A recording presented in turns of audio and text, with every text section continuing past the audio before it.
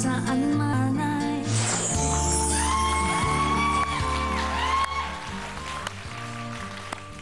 ang babaeng minahal ng buong bayan dahil po sa kanyang kaseksihan at naibang kakengko yan.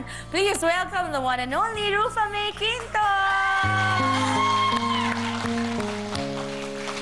Yes, good afternoon. Hello, go, go, go! This is for you guys. This song written by the hands of God.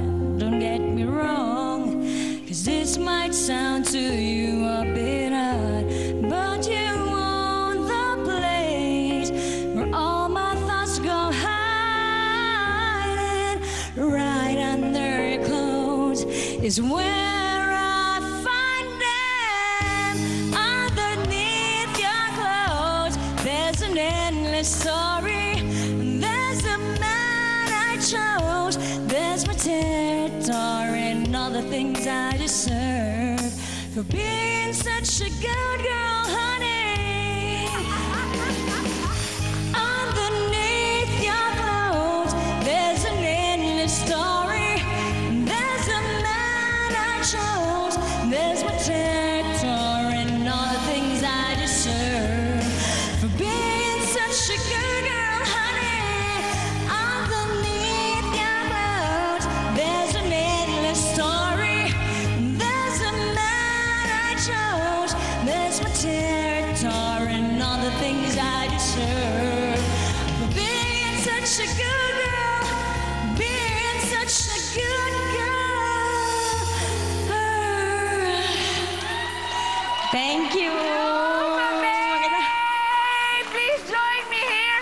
Good afternoon sa'yo. Ako'y nervous na nervyos. Oo nga. Oh, very supportive nga. Nervous din.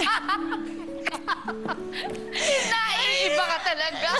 You're all alone. Nag-iisa ka. Yes, go, go, go lang! Hoy, original ka nun. Okay. Because of you. Isa ka, Rufa May, sa pinaka-accomplished na female comedians ng bansa. Thank Pero, madrama din pala daw ang buhay mo, friend. Oo, madrama talaga. Pero parang feeling ko naman lahat naman yata ng tao, di ba? Oo. Especially daw Ayan. sa love life, madrama ang buhay mo, di ba? Okay, simulan muna natin nung bata ka pa. Anong klaseng Prince Charming yung nai-imagine mong yung someday, my prince will come, he will look like this? No? Yung talagang Prince Charming, parang hindi ko naiisip. Hindi pa. Hindi pa. Parang hanggang crush-crush pa lang nung bata Kahit ako. nung nag-high school ka na, may lumiligaw na sa'yo. Nung high school ako, doon pa lang ako first nagka-boyfriend eh. Late bloomer ako, kaya lang nila. Hasana.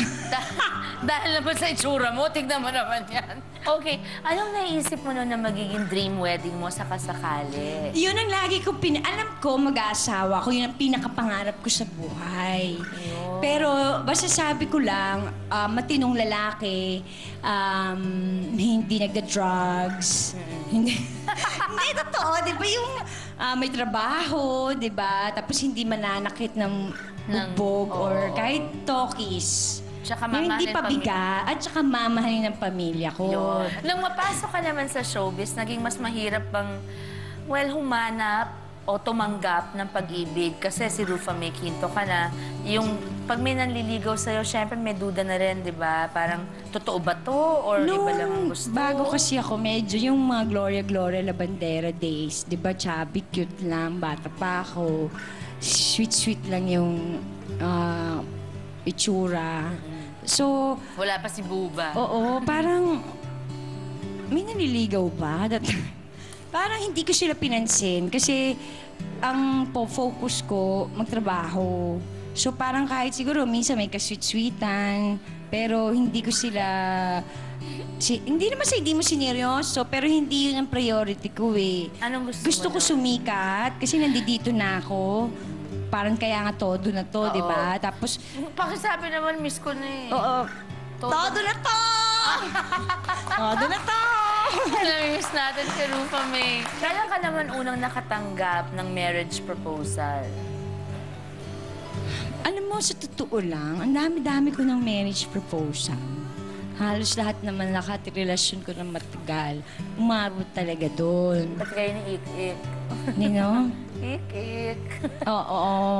Naging close Ano kasi din sa akin kami. sila ni ano eh. Oo, naging financial Yung aking- advisor na.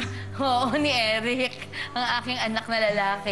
Yeah. Okay. Pati yun, di ba? Oo. Nag-planning. Pero hindi naman umabot sa may So, talagang- ring. Pero dalawa lang ang nagbigay ng engagement ring sa akin. Sino pwede tanungin? Non-showbiz eh.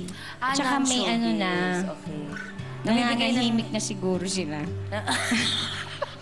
Eto ho ang sasagutin ni Rufa May sa ating pagbabalik. Bakit hindi natuloy ang dapat sana ay wedding muna na pinaplano Yung na? last. Yun, yung last. Sa ating pagbabalik po, huwag po kayo nga alis.